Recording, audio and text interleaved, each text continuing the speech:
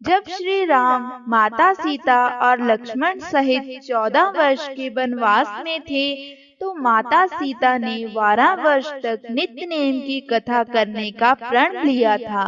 वह हर रोज कथा करती। राम आए, लक्ष्मण आए, दूर देश के पुजारी आए, नित्य नेम का नेम लाए।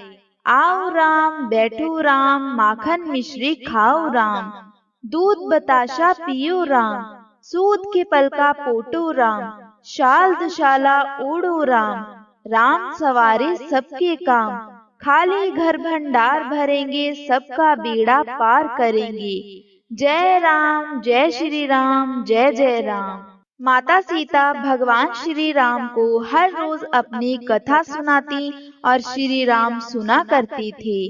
एक बार श्री राम को कहीं जाना पड़ा, तो माता सीता बोली, प्रभु मेरा तो प्रण है हर रोज 12 वर्ष तक कथा सुनाने का, और आप जा रहे हो, अब मैं अपनी कथा किसे सुनाऊंगी। तब प्रभु श्री राम ने कहा कि मैं जा रहा हूँ तो क्या हुआ, आप ऐसा करना कि पास ही एक कुआं है, वहाँ हर रोज स्त्रियां पानी भरने आती हैं, आप उनको अपनी कथा सुनाना।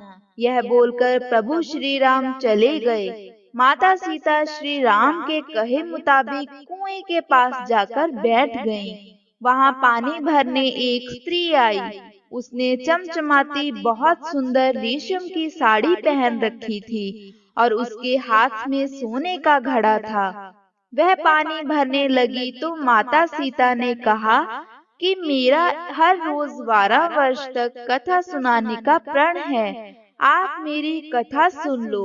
इस पर वह स्त्री बोली कि मुझे घर पहुंचने में देर हो जाएगी अगर मैं आपकी कथा सुनने लगी तो, और देरी होने के कारण मेरी सासू माँ मुझ पर गुस्सा होंगी, इसीलिए मैं आपकी कथा नहीं सुन सकती, आप किसी और को सुना देना।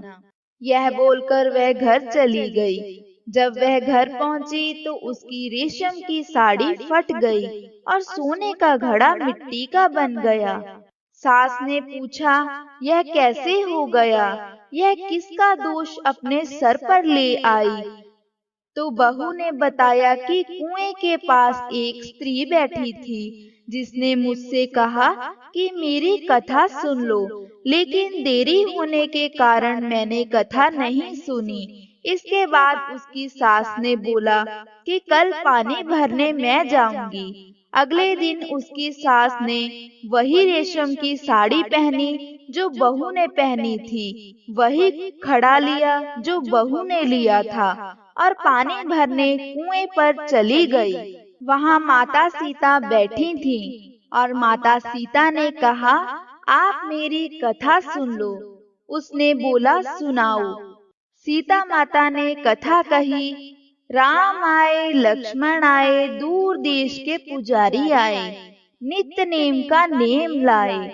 आओ राम, बैठो राम, माखन मिश्री खाओ राम, दूध बताशा पियो राम, सूद के पल का पोटो राम, शाल दुशाला ओढ़ो राम, राम सवारे सबके काम, खाली घर भंडार भरेंगे, सबका बेड़ा पार करेंगे। जय राम, जय श्री राम, जय जय राम। कथा सुनकर वह स्त्री घर आई।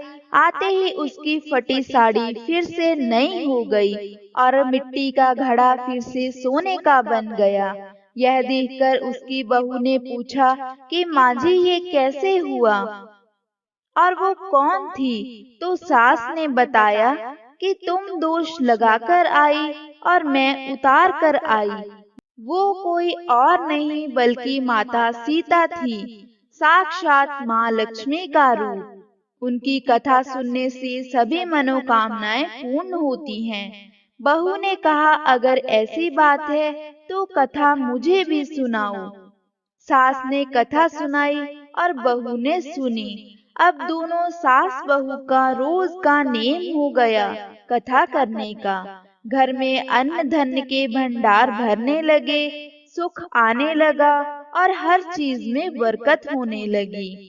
एक दिन उनकी पड़ोसन उनके घर आग मांगने आई। वह बोली, हमने अभी आग नहीं जलाई। तो पड़ोसन बोली, तुम 4 बजे से उठकर क्या कर रही हो? तो सास बोली, हम नहाए धोए, पूजा पाठ किया और सीता माता की कथा कही। वह बोली, इससे क्या होता है? सास बोली, इससे भंडार भरे रहते हैं, घर में सुख समृद्धि आती है और सभी कार्य पूर्ण होते हैं। पड़ोसन बोली, अगर ऐसी बात है तो मुझे भी कथा सुनाओ, मैं भी कथा किया करूंगी। सास ने कथा सुनाई। राम आए, लक्ष्मण आए, दूर देश के पुजारी आए, नित्य नेम का नेम लाए।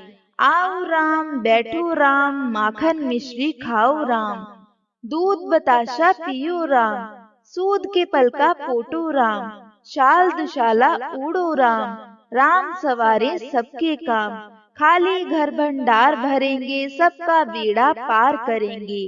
जय राम, जय श्री राम, जय जय राम। इसके बाद हर रोज पड़ोसन भी माता सीता की कथा करने लगी।